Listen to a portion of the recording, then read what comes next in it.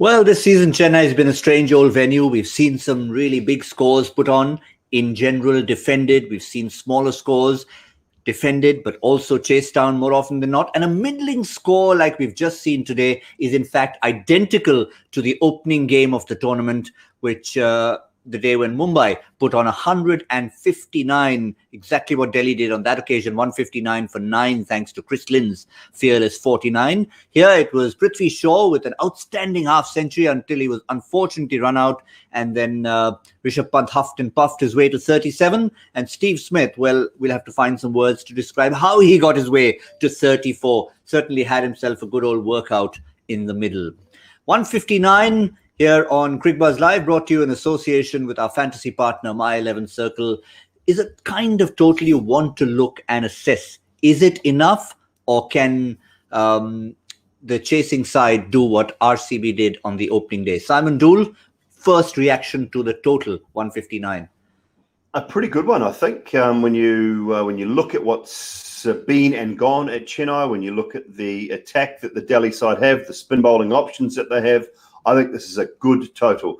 We've seen once again, though, the new ball, you've got to make it count. You've got to get off to a good start. While the new ball is sliding onto the bat, you get away to that good start, and it gets tougher and tougher as the innings progresses. And 8.5 at the start, 8.6 at the back end. Those middle overs are never easy. No sixes in that to 7 to 10, and 1 6 in that to 11 to 15. So from 7 to 15, just the 1 6 only. So it makes it tough. It's not easy at the back end either, and you have to have a little bit of good fortune. So I think 159 is a very, very good total.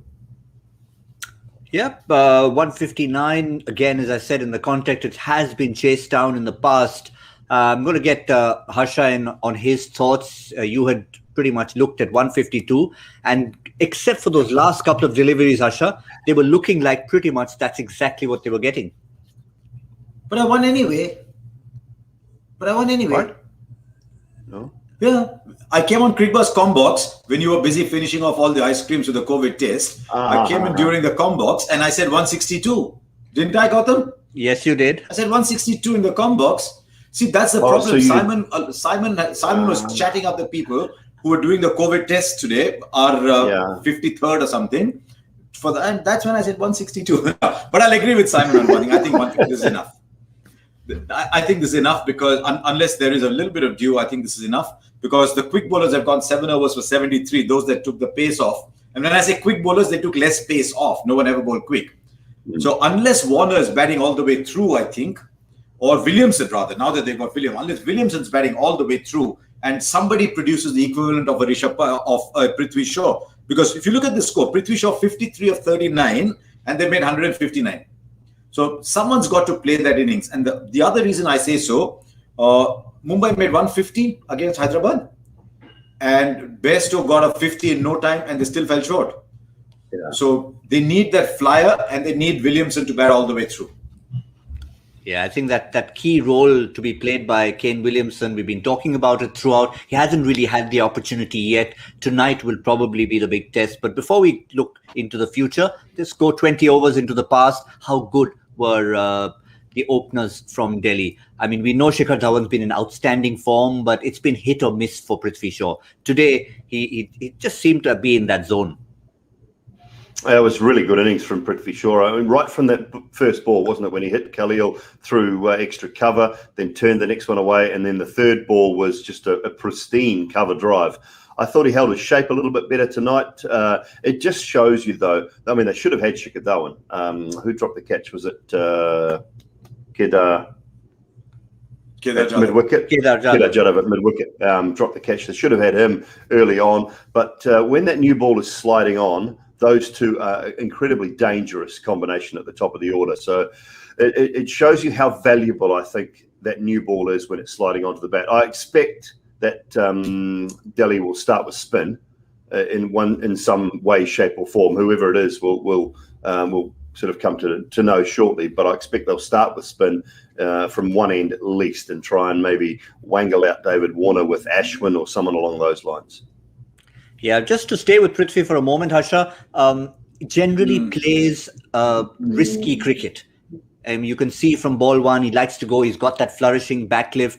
But we've been seeing it for the last few games in the tournament. Chris Gale changed gears. We saw Sanju Samson do it. Today, it was not quite subdued, but you could see he was playing risk-free cricket. He was trying to, by a certain definition, because he went hard early on. He realized that hard ball's not going to give too many opportunities. So he went hard early on, which is what I expect Bairstow to do. I think he was scoring at 200 at one point. Yeah. His first 26 runs all came in boundaries. He had 5 fours and a 6 in his first 26. So yeah, after that he buckled down a little bit, but that 53 of 39 was a fantastic start for Delhi. And you'd find that all the teams that are around the top, they've got someone coming and playing these innings, and that is why for Hyderabad to find their way back into this game. And forget what will happen if they lose. If Hyderabad lose this, they are like 1-4, right? If they lose this one. So yeah, they're in trouble big time, aren't they, if they lose this one? I mean, the chances of qualifying are getting, they're probably getting down to that 15-20% mark if they lose this game. I think 1 and 4, so 1 win from 5 games. Yeah, but at the other end, of course, you have any good partnership, Simon. You do see that no matter what kind of form Shikhar Dhawan is, the moment he saw those first 3 balls, as you described, of Prithvi Shaw, he said, okay, it's your day. Every opportunity he got early on in those first 3 or 4, dab, single. Come on, Prithvi, do your thing. And then himself finished up.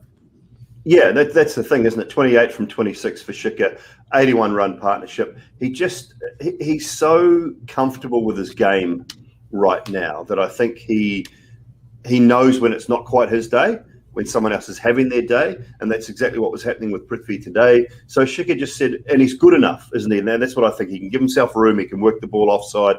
He can walk across. He can work the ball onside. He's good enough and smart enough now that he doesn't need the limelight all the time either. He knows that he's good enough to get 80s, 90s, 100s back to back, as we saw in the last edition of this tournament. So I think he's a clever player. He's really assured of his role, and he's quite comfortable in where he's at with his game at the moment as well. Yeah, go ahead. Harsha. Two other factors that were unusual. Yeah, there are 2 other factors that were unusual. One is Rashid Khan on this surface going 31 in that for his 1 wicket. But how important were those 20 runs that Steve Smith scored after a dolly was dropped off him? He was 14 balls when that catch was put down, and then he cut a few more trees to reach 34. So, 20 runs in a 150 is a lot of runs. So, I mean, somebody else would have scored 10 more maybe. So, you're losing about 10 runs. Not quite a Christian level drop, but still a very significant drop. Was there a case, Simon, maybe it might just prove to be enough in the end. We certainly agree that it should be a lot of runs. But assuming that they don't go on to defend this total, is there a case for them to introspect and say, could we have looked at shuffling the batting order? Because we have someone like Akshar Patel has come in. Marcus Stoinis is coming in earlier. Remember how they used him last season, Simon? Someone will look at the scoreboard and they'll listen to what I'm saying and they'll say, Steve Smith, 34 from 25. It was a very ordinary innings. And he got lucky.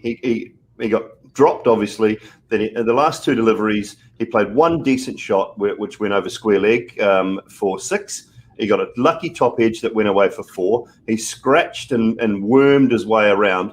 Whereas a more powerful, they missed out on Shimron Hetmeyer and Marcus Stoinis at the back end to really give them something to chase or something to set at the back end, because Steve Smith was faffing about the whole time through his innings. It just, I honestly, I do not get the selection. I don't. Now, they might win the game, and this might come across as, but I don't see Delhi winning a competition if they're going to bat like that and they're going to continue to play Steve Smith. If they do, good luck to them. But I don't see them doing it if he's going to continue to play that way. He just does not look like he's got any rhythm to his batting at all. He's fighting all the way through an innings, and you don't want that, I don't think, in a T20 side.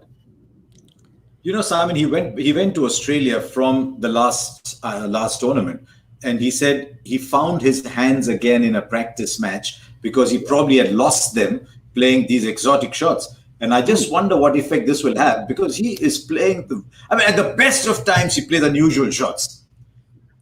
But these are looking like they're coming from somewhere else. I mean, he'll be sitting there, one of the modern greats of the game, thinking, how on earth did I score 34 of 25 today? Yeah, I think that's a good point, Harsha. He does play unusual shots, but it always looks in control in a test match.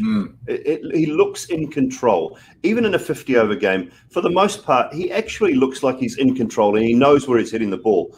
He does not look in control. He doesn't look like he's got a clue. Yet, as I say, people will look at it and say, oh, he's scored 34 off 25 balls. What's wrong with you? But if you watch the innings in its entirety, the story is there to be told. You're one of the greats, of our game, and he just looks completely at sea batting in T20 cricket at the moment. In fact, Harsha, I think the one shot that sums up where he's at with his head in hands is the way he got out in the previous game. You were on commentary. You talked about cutting down a tree at that point in time. It looked really, really ugly. Yeah, Simon, I don't know if I wasn't. I know exactly what you mean, but and that is it. Remember, if we go back to his form in the UAE last year, he got out a couple of times doing a very similar thing. Tonight, he played some very similar shots. It just doesn't. I mean, I love watching Steve Smith bat. Don't get me wrong. I'm not bashing him here. I love watching him bat in Test match cricket because I think he's probably one of the most difficult guys to bowl to in world cricket because his hands and his eyes and everything are so good. But I'm not a big fan of watching him bat in T20 cricket because it just doesn't quite look right. Ball's just not coming on. Ball's just not coming on here. So he doesn't get that natural flow that we see in Test match cricket. He's up there, he's riding the bounce. Here the ball's just not coming. I mean, someday a batsman's going to carry a book to the ground. I mean, I know we're going to finish in Chennai, but someday a batsman's going to carry a book and say, okay. I mean, can you imagine Poonam Yadav bowling on this track? He'll never get there. He'll get there tomorrow morning at breakfast. Yeah, a bit like the Vijay Shankar delivery that he inadvertently threw up in the air and Rishabh Pant tried to smack it out of the ground. And therefore was full above waist high. I mean, there's a ball that is gently parachuting down on the batsman, which should have been hit for 6, and he gets a no ball in the field. Yeah, that was all interesting, but I'd love to see the dynamics between a Ricky Ponting and a Steve Smith sitting in the dressing room having a chat about that. Two of the greats coming out of Australian cricket, looking at another great who's perhaps struggling a little bit despite what he's contributed. Well, that's all set to wrap up this show. I guess we have one more little task, gentlemen. Despite Harsha claiming the 162, it was 152. So you get first dibs at power play score for Hyderabad chasing this one down. Or en route to me or Simon? Harsha, you first. Okay, me. Once I've said it, how does it matter what the others are going to say? Okay. 43, 45. 45 for the men in orange en route to 150, 160. 60. Yeah. What's yours, Simon? I'm going to stick with what I said in the first innings, although I was so far wrong with my full prediction. I'll just go 33 again. 33 and 45. Is there lots of space in between for me to just go? No, come on. Be brave. No, I'll go up. I'll go 5 runs more than Harsha. Harsha, what did you say? 45? 50. I said, do I win if I predict 4 for no loss after 4 balls? No. 50 it is for me, and even 50, let's see, one way or the other, rather than squeezing in between. Well, that's been another show. It's all up to the Orange Army to see if they can replicate what the men in red did on the opening day of the tournament. Chase down 159 in Chennai. We'll see you in the 10th over, Cricbuzz Combox. And of course, at the end, we'll wrap it all up from a huge double-header Super Sunday on Cricbuzz Live, brought to you in association with our fantasy partner, My 11 Circle.